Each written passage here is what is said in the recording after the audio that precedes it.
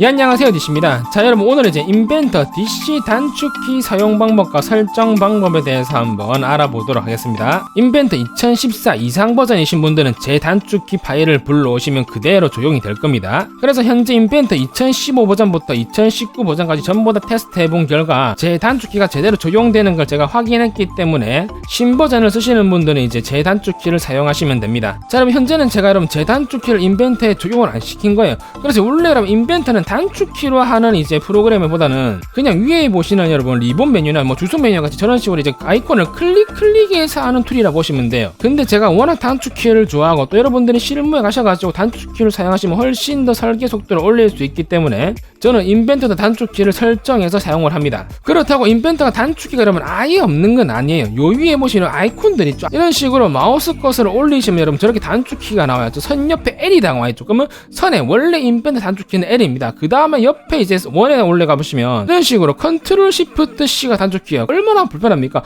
그렇기 때문에 솔직히 인벤터 단축키는 있으나 마나 정도에, 그리고 옆에 다른 아이콘들을 클릭해 보시면 아무것도 안 뜨죠. 이런 것들은 전부 다 어떻게 단축키들이 아예 없는 겁니다. 거의 단축키가 없다고 보시면 돼요. 유튜브나 저희 강좌에 또 인벤터 단축키 설정 강좌가 또 따로 있습니다.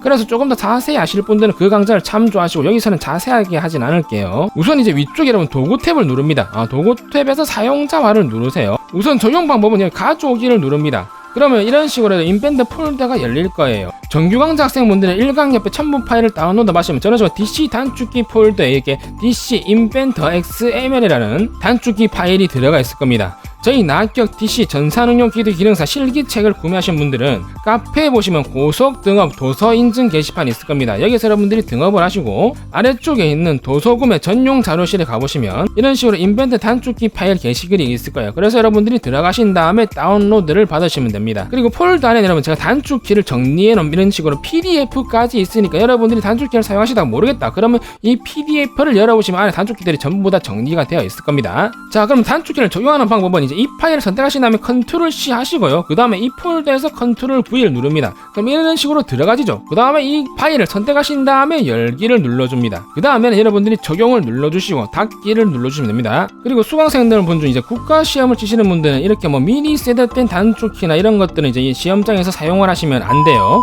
그래도 제 단축키 사용 방법을 알려드리는 이유는 저희 인벤터 강좌가 이제 국가시험용뿐만 아니라 수강생 분들 중 이제 실무자 분들도 많으시고 인벤터를 사용하는 이제 업체들에서 여러분 많이 수강들 하시기 때문에 실무에서 조금 더 도움이 되고자 제 단축키 사용 방법을 알려드리는 겁니다. 그래서 나는 시험이 목적이 아니라 실무에서 바로 인벤터를 사용하기 때문에 제 인벤터 활용 능력을 올리고 싶다 그러신 분들은 이 강좌를 바로 보신 다음에 적용을 시킨 다음에 하시면 되겠고요. 국가시험이 목적인 학생분들은 제 정규 강좌 예제 4번까지 여러분들이 들으시고 그 다음에 이 강좌를 보시면 됩니다. 왜냐하면 여러분들이 처음부터 제 단축키를 사용해버리면 원래 그 단축키 아이콘들이 어디 있는지 몰라요. 찾지를 못해요. 그렇기 때문에 저희 정규 강좌에서는 예제 1번부터 4번까지는 전혀 단축키를 사용하지 않습니다. 여러분들 이후에 이제 아이콘들에 익숙해질 때쯤 제가 여러분 단축키를 한 개씩 사용을 해요. 그래서 원래 인벤터 주석 메뉴에 있는 아이콘의 위치를 여러분 다 알려드리고 그 다음 여러분들 익숙해질 때쯤 제 단축키를 사용해서 하기 때문에 시험장 가서도 전혀 걱정을 안 하셔도 됩니다. 자, 그러면 제 단축키를 한번 사용해 볼 건데요.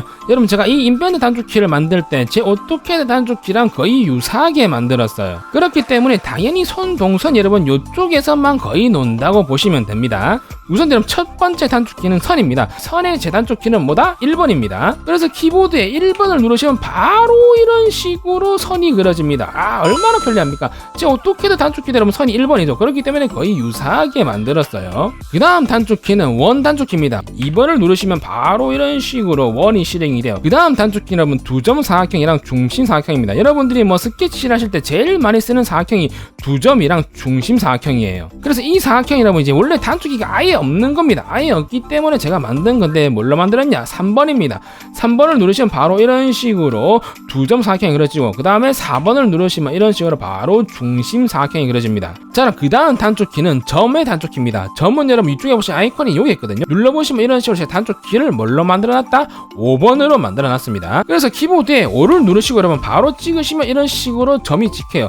근데 이 점은 도대체 도대체 어디다 쓰냐? 여러분 이거는 정말 많이 사용합니다. 뭐 어떤 경우에 많이 사용하냐? 여러분 이런 식으로 만약 스케치가 되어 있다 치죠. 여기 막 돌출을 했어요. 돌출했는데 요 위에 구멍을 정확하게 뚫어봐야 돼. 구멍이 뚫히는 자리를 정해줘야 됩니다. 그래서 뭐 이런 식으로 만약에 근데 점을 찍었다. 점을 찍고 여기다 여러분들이 치수를 이런 식으로 넣어주시는 거죠. 이렇게 치수를 정확하게 해놓고 스케치를 마무리한 다음에 구멍으로 만약에 이렇게 찍어버렸다. 그럼 바로 저 점 위치에 구멍이 이런 식으로 가공이 됩니다. 그래서 점이란 건 여러분 이제 이런 식으로 구멍을 뚫을 때도 많이 쓰지만 한 번씩 키움 치수를 넣을 때는 그럴 때는 치수가 제대로 안 뽑히는 경우가 많아요. 그래서 치수가 잘 안 뽑힐 때 저 점으로 구속 조건을 준 다음에 또 치수를 뽑는 경우도 많기 때문에 아주 자주 사용하는 명령어라고 보시면 됩니다. 자, 이런 그 다음 단축키는 폴리곤 다각형 단축키입니다.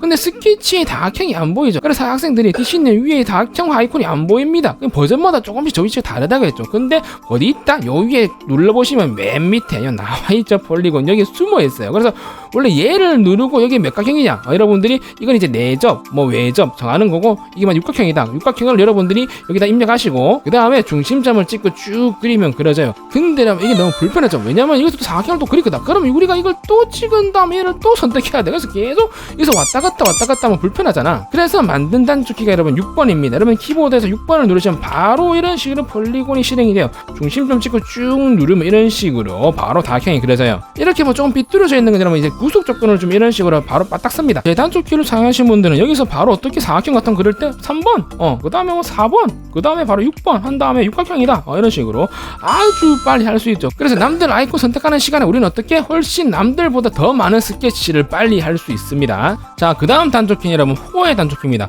호는 종류가 세 종류인데 여러분 제일 많이 쓰는 게 여러분 중심점 호예요. 그래서 위에 두 개는 제가 만들지 않고 맨 밑에 중심점 호만 만들었습니다. 단축키는 당연히 여러분 호가 여러분 영어로 아크죠. 아크의 A를 따서 단축키는 A입니다. A를 누르시면 바로 이런 식으로 호가 실행이 돼요. 그래서 중심 찍고 여러분들이 이런 식으로 그리면 바로 호가 그려집니다. 자, 그 다음 단축키는 텍스트입니다. 텍스트는 이제 원래 인벤트 단축키 그대로입니다. T를 누르시면 돼요. T를 넣고 아무 때나 찍으시면 이런 식으로 여러분들이 문자를 작성할 수가 있습니다. 그래서 국가시험에서는 어차피 도면틀을 이제 어떻게든 작업을 해오기 때문에 이 텍스트를 그렇게 많이 쓰진 않아요.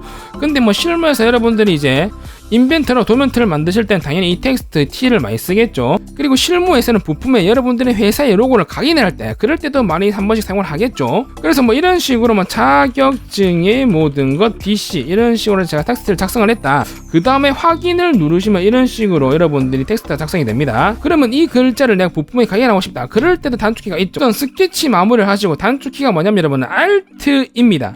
Alt-E는 여러분 엠보싱이 단축키인데 요 위에 보시면 엠보싱이라 있죠. 그래서 보통 이 글자를 돌출로 하기보다는 보통 이렇게 글자를 각인할 때는 엠보싱을 많이 씁니다. 그래서 글자를 클릭하고 이제 위로 밑으로 나와 있죠. 그 다음에 1mm 확인 누르시면 이런 식으로 바로 각인이 돼요. 그리고 만약에 반대로 한 다음에 차집합을 했다. 그러면 이게 바로 1mm가 안쪽으로 파고 들어갑니다. 그래서 이런 식으로 여러분들이 부품에 여러분들의 회사 로고 같은 거를 각인할 수가 있어요. 그리고 그럼 이 엠보싱이란 기능은 돌출이 완벽하게 다르기 때문에 이게 보시면 이제 공면 같은 거 있죠. 공면 같은 게 돌출을 해버리면 얘가 위로 올라오지만 이 엠보싱은 이렇게 공면도 전부 다 이 면에 감싸기 기능이 있기 때문에 전부 다 인식을 합니다. 그래서 면에 딱 맞게 이런 식으로 보이시죠? 이런 식으로 저 면에 맞게 이런 식으로 돌출이 됩니다. 그래서 이 엠보싱에 대한 자세한 기능은 여러분 이제 유튜브에도 있고 제 정규 강좌 뒤편에서도 조금 나오기 때문에 그 강좌들을 참조하시면 될 거예요. 자, 그럼 그 다음 단축키는 여러분 자르기, 연장, 분할 3개의 단축키입니다. 우선 제가 한번 스케치를 해볼게요. 이런 식으로 스케치가 되어 있다. 자르기는 말 그대로 오토캐드의 2D 이제 트림 명령어랑 똑같다 보시면 돼요. 그래서 원래 자르기 아이콘은 어디 있냐? 요 위쪽에 나와있죠. 자르기라고. 제가 만들어 놓은 단축키는 X입니다. X를 누르시면 바로 이런 식으로 클릭해서 자를 수도 있고요. 그 다음에 이제 오토캐드 이제 트림 엔터 두 번 있죠. 그거랑 동일하게 드래그를 해도 잘립니다. 그래서 이런 식으로 드래그를 쑥 해도 바로바로 잘리죠. 그렇기 때문에 아주 편리하게 쓸 수 있어요. 그리고 자르기 명령은 보기보다 인벤트에서도 좀 많이 사용하는 편입니다. 그 다음에 당연히 여러분 트림이 있으면 그 반대 이제 이어주기 익스텐드도 있겠죠. 그 이제 이어주기 단축키는 뭐다? 바로 V입니다. V를 누르시면 바로 이런 식으로 연장도 할 수가 있어요. 그래서 이거 원래 아이콘 어디 있다? 요 자르기 바로 밑에 연장이라고 있죠. 그 다음 단축키는 분할 단축키입니다. 분할은 뭐 이제 어떻게든 2D로 치답니다. 브레이크 있죠. 그 브레이크랑 동일한 명령어예요. 근데 인벤트에 분야에서 여러분 아주 많이 사용을 합니다. 뭐 어떤 경우 사용을 하냐, 만약에 이런 식으로 스케치가 되어 있죠. 제가 이제 선을 이런 식으로 이제 사각형을 생각을 해볼게요. 근데 여러분 이건 사각형이기 때문에 선이 전부 다 어떻게 이렇게 한 개로 통으로 되어 있어요. 그렇기 때문에 이 중간에만 선이 잡히진 않아요. 그래서 우리가 만약에 프로파일을 돌리거나 우리가 막 V벨트를 풀리거나 그럴 때 여러분 한번 프로파일이 이제 원하는 대로 안 잡힐 때가 많습니다. 그래서 그럴 때는 여러분 전부 다 분할로 끊어주면 거의 다 해결이 돼요. 만약에 이걸로 치자면 뭐 요 위에 프로파일만 잡고 싶어. 근데 어떻게 됩니까? 안 잡히죠.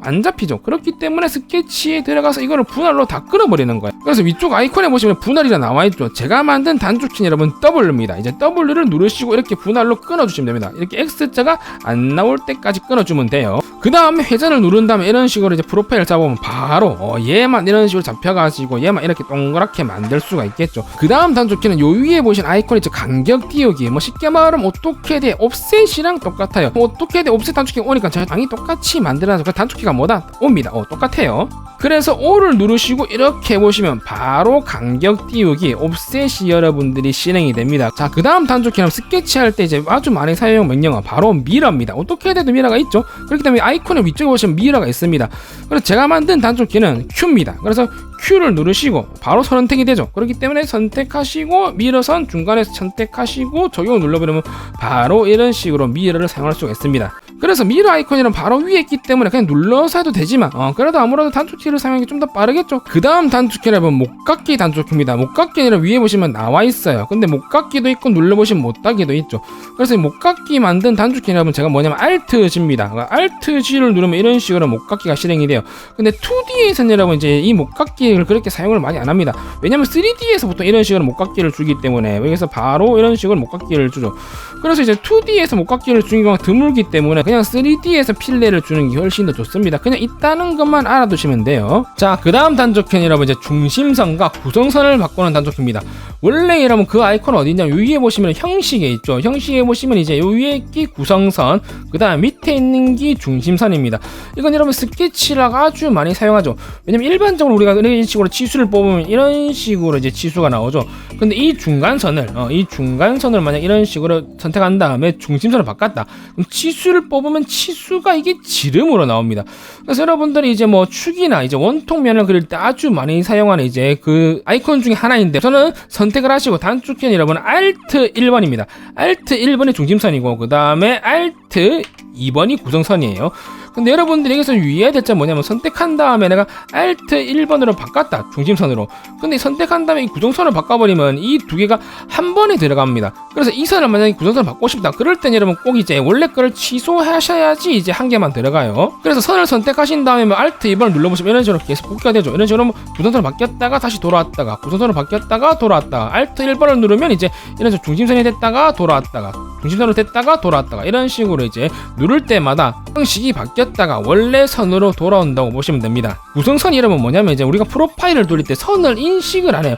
그래서 이거는 뭐 사용하는 방법이 아주 다양한데 이런 식으로 제가 스케치를 했죠. 스케치를 한 다음에 이제 우리가 여기서 분할로 끊었어요. 얘 따로 이렇게 잡힌단 말이죠. 근데 우리가 만약 여기서 이 선을 지워버렸으면 당연히 이런 식으로 프로파일 한 번에 잡히겠죠. 근데 내가 이 선을 남겨놓고 싶어. 문제는 그럴 때 이제 이런 선들을 선택하신 다음에 구성으로 바꿔주시면 이런 식으로 구성으로 바꿨다.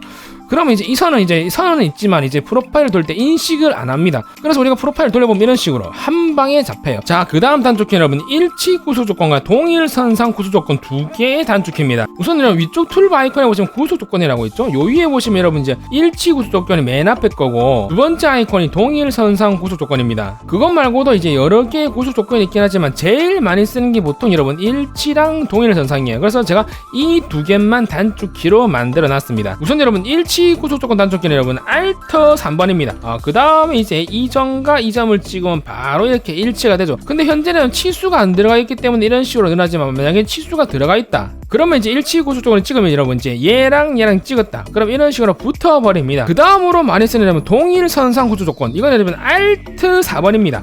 그 다음에 이제 이 선과 이 선을 찍으면 동일 선상으로 이렇게 싹 붙어버려요. 만약에 다시 위에 선과 얘를 찍으면 이렇게 동일 선상 이렇게 같이 붙어버리고 이 선과 이 선을 찍으면 이런 식으로 됩니다. 나머지 구조 조건 여러분 사용하시려면 그냥 위에 아이콘을 그냥 선택하시고 사용을 하시면 돼요. 자, 그 다음 단축키는 전부 다 3D용 단축키입니다.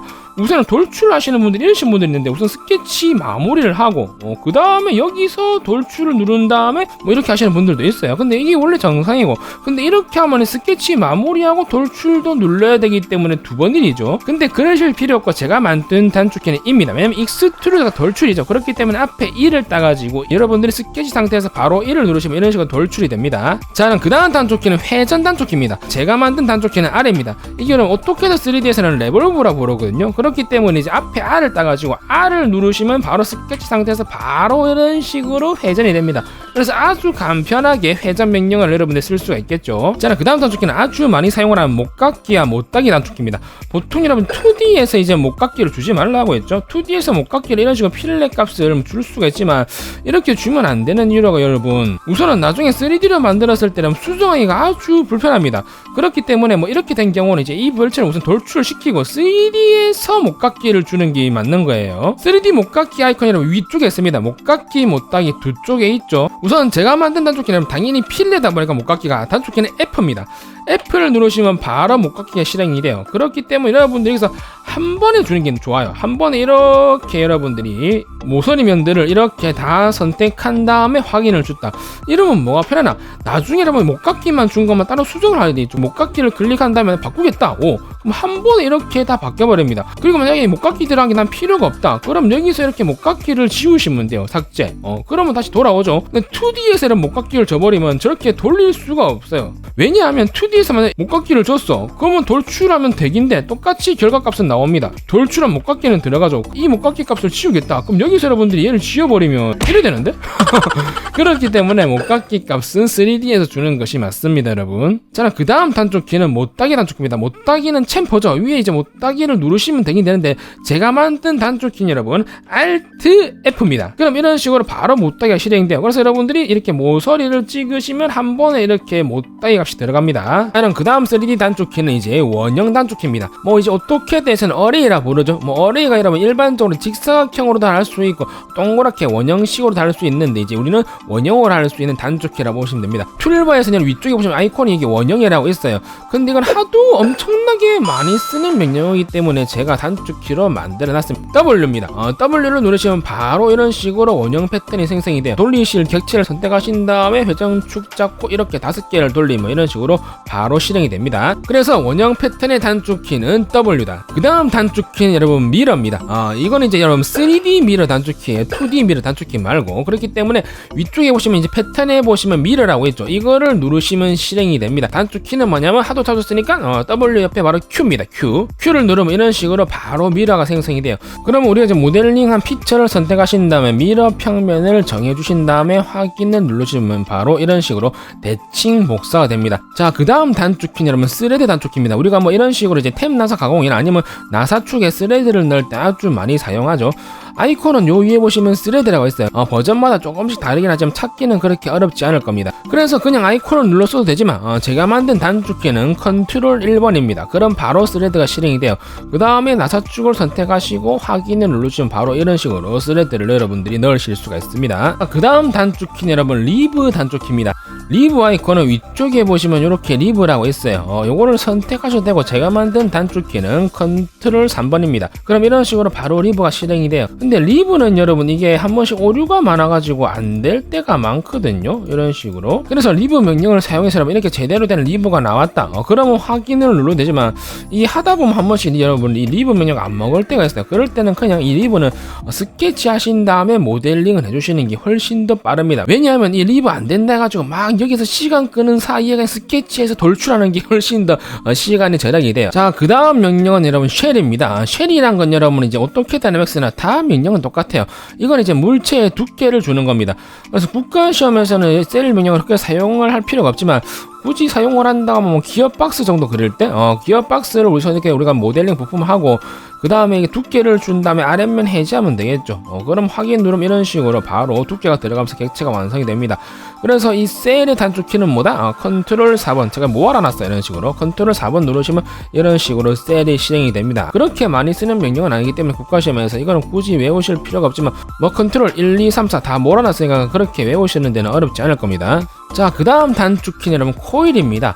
코일은 위쪽에 보시면 이제 이런 식으로 스프링 모양으로 되어 있죠. 그래서 앞에 이제 코일을 따가지고 이제 Alt C를 누르시면 바로 이제 실행이 돼요. 근데 국가시험에서는 여러분 코일 명령어 자체를 단 1도 하나도 아예 사용을 하지 않습니다. 왜냐면 이렇게 어려운 거 모델링이 전혀 안 나오거든요. 근데 실무가서 여러분들의 스프링이나 다른 거 그릴 염려도 있으니까 이제 우선 저는 이제 코일 명령어를 자주 쓰거든요. 다른 거 모델링 할 때. 그렇기 때문에 Alt C 누르고 선택한 다음에 회전축을 찍으면 이런 식으로 바로 이제 스프링이 그려지겠죠. 가변 스프링 같은 게. 그래서 이제 코일 강좌는 유튜브에 많으니까 그걸 좀 참조하시면 되겠습니다. 자, 그 다음 단축키는 여러분 재질 편집기 단축키입니다. 한번 매핑 파일이죠. 요 위에 요 아이콘을 눌러드리면 대기인데요. 대기인 되는데 저는 단축키를 만들었는데 뭐냐면 Alt M입니다. 앞에 매핑 파일 따가지고 이제 Alt M을 누르시면 실행이 돼요. 원하시는 재질을 올린 다음에 이제 이 부품에다가 주면 되겠죠. 이 부품에다가 재질을 좀 이런 식으로 이제 크롬 재질 같은 게 들어갑니다. 당연히 여러분 국가시험에서는 재질을 넣을 필요는 없지만 저것 한 번이 사용해 국가시험에서는. 왜냐면 우리가 널링이 있죠. 그 널링을 우리가 이제 진짜로 모델링을 할 수 없으니까 매핑 파일로 처리를 합니다. 그렇기 때문에 그 널링 넣을 때 재질 편집기를 한 번씩 열 일이 있으니까 그냥 요 아이콘을 누르시든가 아니면 그냥 외우시든가.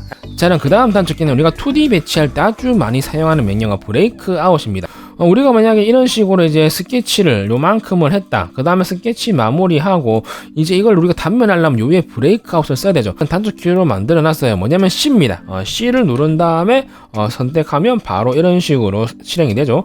그 다음 시작점을 정하고 확인 눌러주시면 바로 이렇게 단면이 됩니다. 자, 그 다음으로 제가 제일 많이 쓰는 단축키 바로 와이어 프레임과 모서리 음영 처리입니다. 이건 여러분 이제 오른쪽 툴바에 보시면 이제 요 맨 밑에 비주얼 스타일 체크해 주시면 나와요. 근데 여기서 우리가 보시면 와이어 프레임으로 볼 수 있는 거, 한번 선으로 볼 수 있는 거랑 그 다음에 이제 음영 처리는 잘 안 보이니까 이제 어떻게 모서리로 음영 처리, 보통 이 두 개를 제일 많이 사용합니다. 그래서 보통 인벤터 강의를 보면 거의 전부 다 이런 식으로 음영 처리로 모델링을 하지만 여러분 제 강좌를 보시면 거의 와이어 프레임으로 이제 모델링을 하거나 이제 여기서 작업을 할 때가 많아요.